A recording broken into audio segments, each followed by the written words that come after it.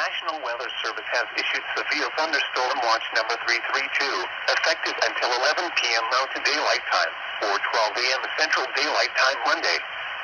This watch includes the following areas in South Dakota: Bennett,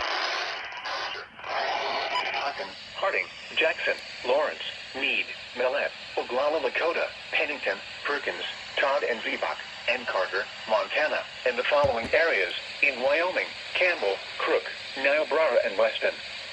Remember, a severe thunderstorm watch means that conditions are favorable for the development of severe weather, including large hail and damaging winds in and close to the watch area. While severe weather may not be imminent, persons should remain alert for rapidly changing weather conditions and listen for later statements and possible warnings.